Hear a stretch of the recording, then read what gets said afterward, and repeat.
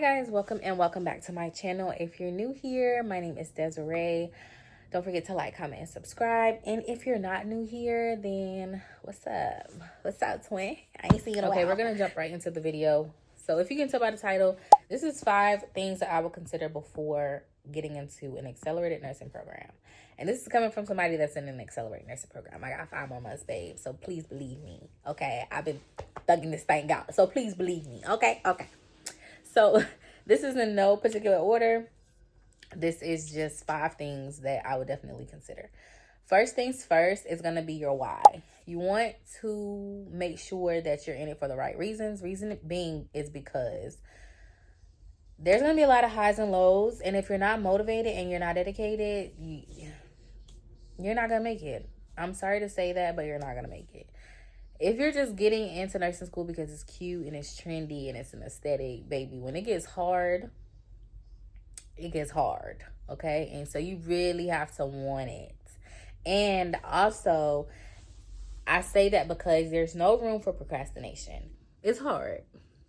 It's intense. Why do you want to do it? And I'm saying why, because when it gets hard, you need to make sure you got that in the back of your mind as to why you want to do it. Me, I had a time crunch. I knew I wanted to finish school in a specific amount of time so that I can get to working. There's a lot of traditional options, but I didn't want to go to school for 4 years. That was out of the question for me. I didn't want to do it. If you want to do it, kudos to you, but baby, that's not for me, okay?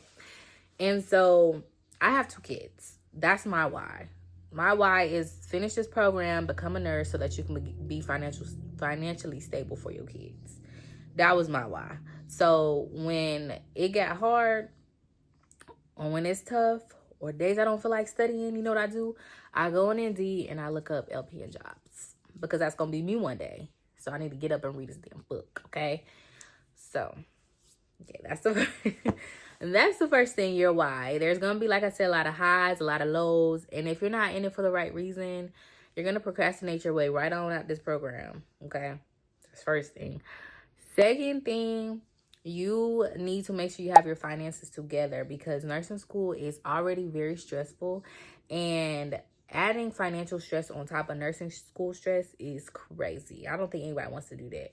I feel like you don't ever need to be in a position where it's like, okay, do I pick up another shift so that I can pay my rent, or do I go home and study for this test that if I don't pass, I pass the class?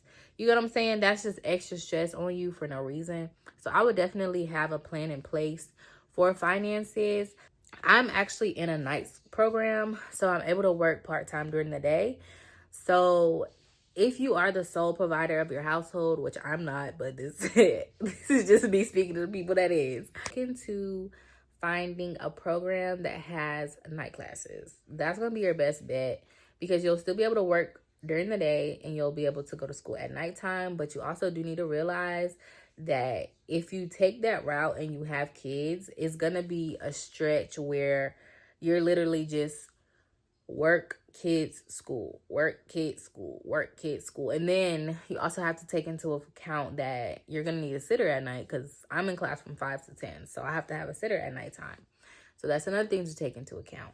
Another thing to take into account when doing night program, especially if you're in an accelerated program. Baby, the night program is double accelerated. And I say that because the day class has 8 hours with their teachers. We have 5 hours with our teachers, and that's if we are there the whole 5 hours, right?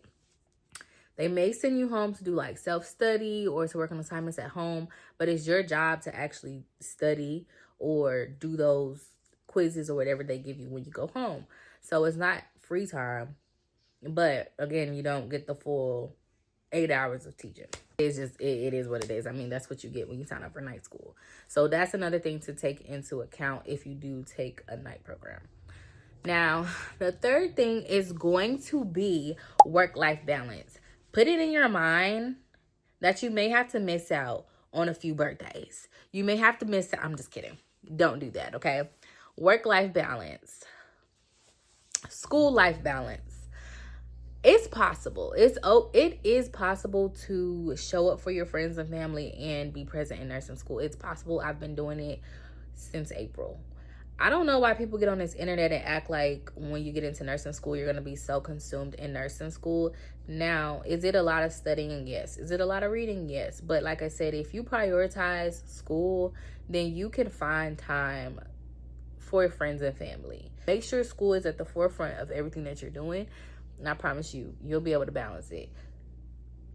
But yes, that's the third thing, is just making sure that you understand that there has to be a school life balance. Like, I do not agree with consuming yourself in nursing school. That's just, I'm sorry, I just don't. I'm not one of those people. I do my studying when I do my studying, and then I live my life and tend to my kids and stuff outside of school. But I do not consume my whole life around nursing school. The fourth thing that I would definitely keep in mind is clinicals. They don't play about clinicals, okay? You miss clinicals, you're basically out the program, because you can't graduate if you don't have all your clinical hours. And because I'm in a night program, we have clinicals on the weekends, and sometimes those weekends fall on a holiday weekend. So I'm just like, Christmas, I had clinicals December 21st. We supposed to be on Christmas break, y'all. I'm in clinicals. We had clinicals the week after Thanksgiving. That, Thanksgiving was Thursday. That Saturday I had clinicals. So it was like, the clinicals don't stop just because it's a holiday, babe. So keep that in mind.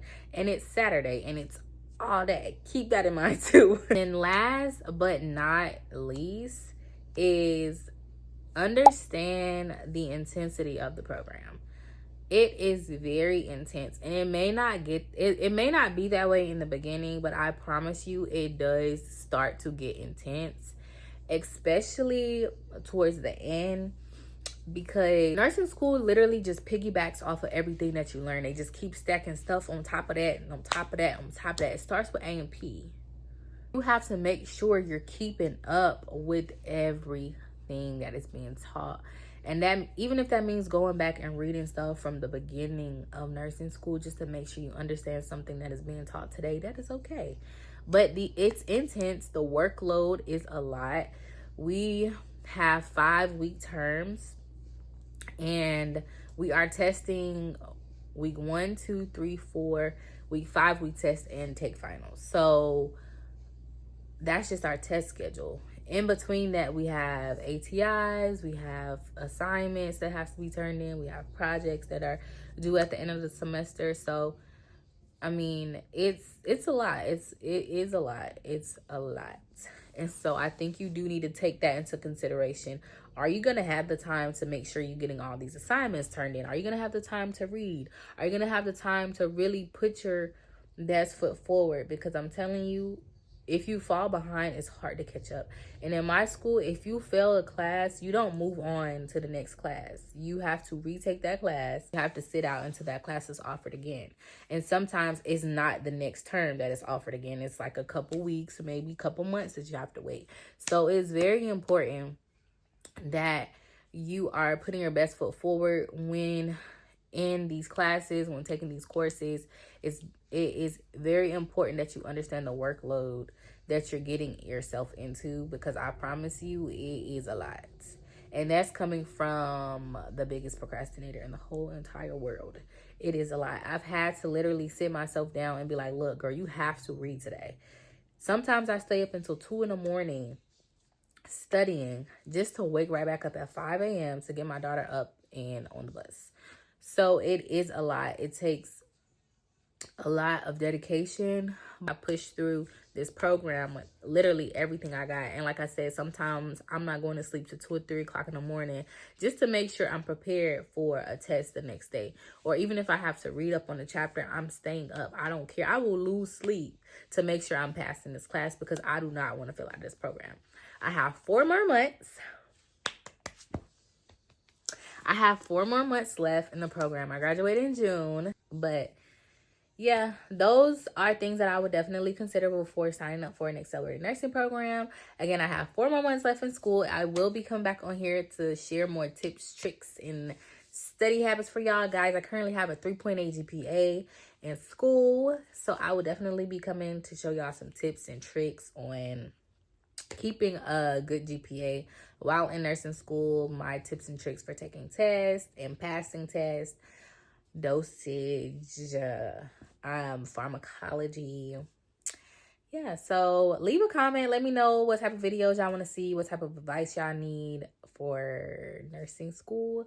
If y'all have any questions about the school that I go to, definitely leave that in the comment section below. And again, if you're new here, don't forget to like, comment, and subscribe. And I'll see you guys in my next video. Bye.